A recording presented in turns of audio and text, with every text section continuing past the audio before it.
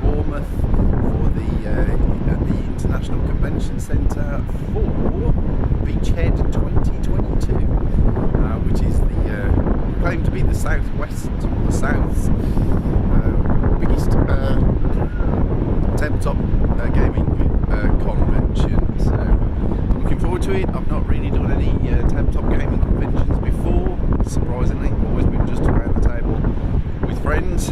I'm not playing, I'm not in a tournament, I'm just down to see what the deal is. And suss out for maybe getting some of my terrain into some events next year. So anyway, I'm going to head on in now.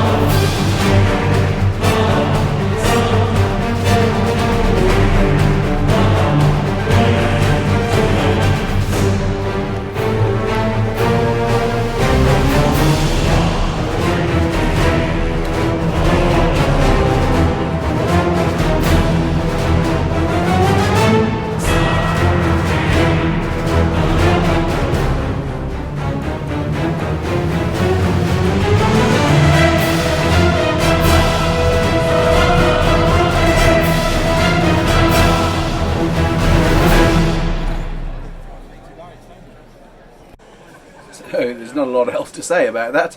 Beachhead 2022 was a really fantastic weekend. It certainly opened my eyes to the extent of tournament play, for sure. But also, there's having spoken to the organisers, so yeah, thanks Pete and Barry, of course, who initially made me aware of the show. I think I may well be there next year, hopefully showcasing some of my terrain on one of these tables, and maybe, if luck has it, running a game on it as well. So hopefully I will see you guys at Beachhead 2023 next year for fun and games. And I also think at some point in the future you're going to see some stuff come onto the channel for this game, Zona Alpha. Futuristic, slightly futuristic, apocalyptic, and I was introduced to the game whilst I was there. Really had some good fun with it. Got the rules, and there's a bunch of stuff that goes in addition to this, which I'm going to be hunting down as well. So be expecting to see some of this come through onto the channel at some point.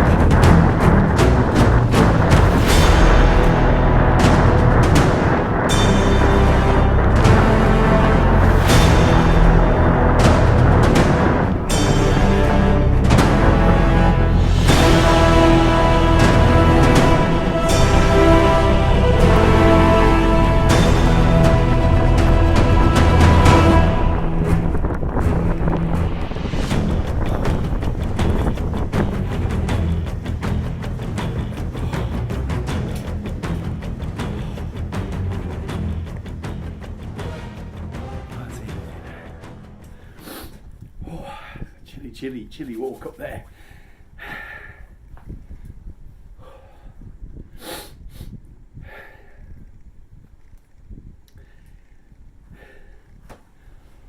Whew. So, for well over half of my life, 30 years or more maybe, this has remained one of my most favourite places in the world. This is West Kennett, Long Barrow. It's a remarkably intact Neolithic. I may change that down here if I need to. Age burial chamber, and it goes back this way 10-15 meters or so, and there are burial chambers on either side that if I recall, bodies were found in here when it was first discovered. So whenever I'm in this part of the world, and if you want to know where that is, it's very close to Avebury Standing Stones, which I'll be stopping off at next. The area of West Kennett, and it is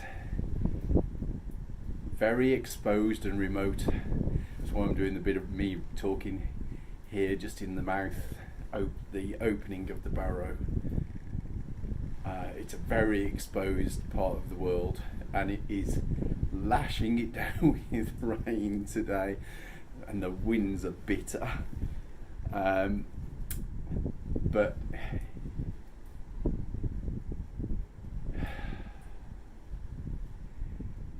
there's a power in this place that I have never felt anywhere else in the world.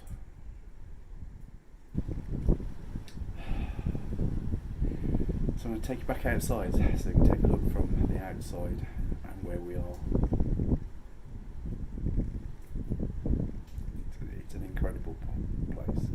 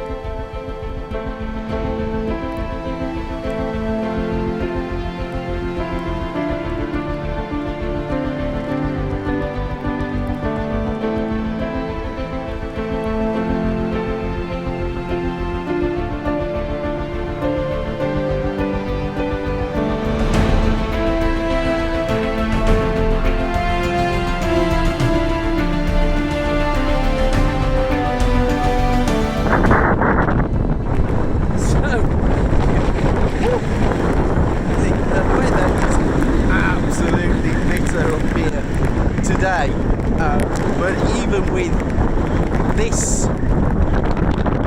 intense weather, yeah, that's just about where sound gave up altogether. The wind was just too strong, the wind and the rain. But you can see Silbury Hill in the background there, and that's kind of the direction I'm going to take next, over to Avebury.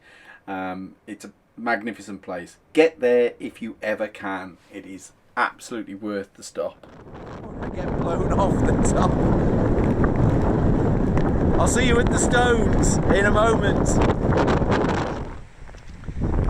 So this is the village of Avebury. I was introduced to this place, well, in the very beginning of my adult life, and it again remains one of the most astonishingly spiritual centres that I think you can ever find. I've spent many a solstice here amongst these stones. Stonehenge is okay. it's impressive. But if you want to really experience a calm solstice rather than a drug and booze induced party, then skip Stonehenge and head here. Just 20 minutes, half an hour drive away, and you'll get all of the ambience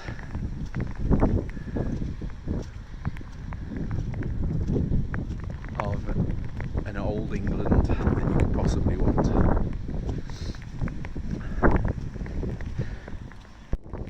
This is the central circle, and this is where many druids congregate on the solstices, equinoxes. Unfortunately, most of the central circle is indicated now by these markers, as over the millennia that this has been here, the village of Avebury has been taking stones to build with. But its poignancy is still not lost. So all of these stones have a name, although I'm going to be honest, there is only one of the stones that I actually know the name of, and that's the big one that we're heading to over here now. And this stone, I think I've painted this a couple of times. If I can dig it out, I'll find it. Only as a sketch. But this stone is known as the Devil's Seat, or the Devil's Chair. There's a bit of a pond in front of it at the moment, and there's a pond on it as well. But that said, sacrifice for our art, eh? I'm already drenched through. Oh. So I think you're meant to be cursed if you sit here. Maybe that answers a few questions about my life in general over the years. But here I am, sat on the Devil's Seat.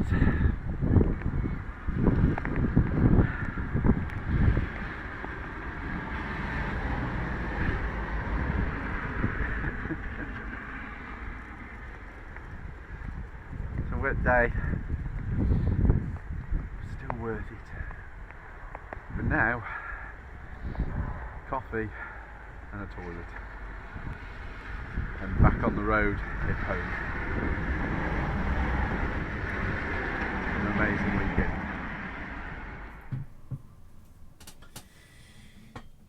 So this weekend, or the weekend just gone as you will see this, it's the finale for one of my D&D games. We'll be played this one through most of lockdown, once a month, and looking forward to how that game turns out. Just finished all of my notes off, done my game prep, so good to go.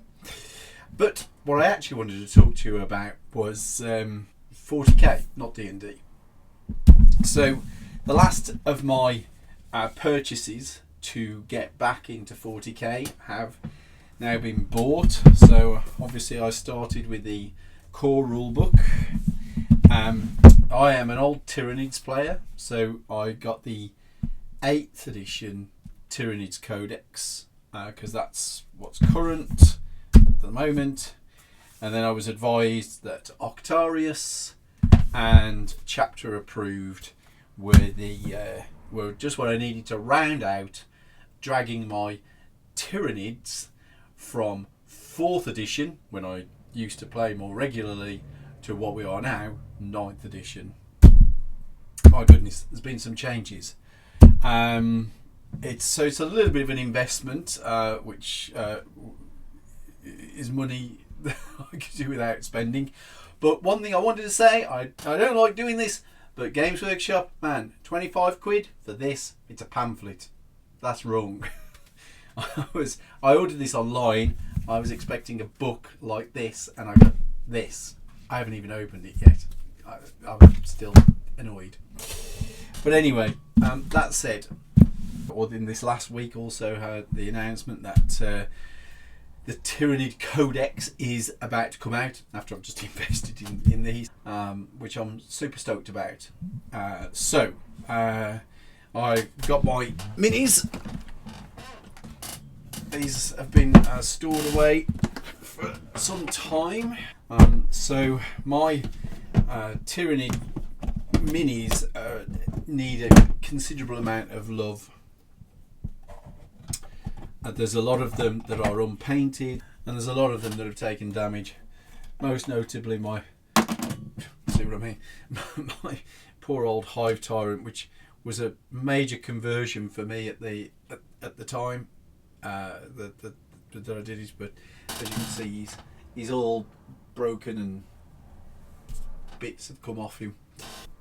I want to strip them down, clean them up, and represent the army under 9th edition rules, along with the new codex, which I'm excited to have. So on the back end of going to Beachhead 2022, if any of you are local, if you shout me up, hopefully we can get to have a game together. If you're local, I've got some ideas, and of course I'll be laying out my terrain that I've been building, that you've been watching, to play on. So yeah, definitely hit me up if you're interested in a game in 40k, 9th edition, or I'll throw it in here now, Age of Sigmar, but in the last edition, 2nd edition. I'm ditching. I'm not going 3rd edition. I can't do that as well. So yeah, there we go. All right. I will hopefully catch you on a gaming table very soon.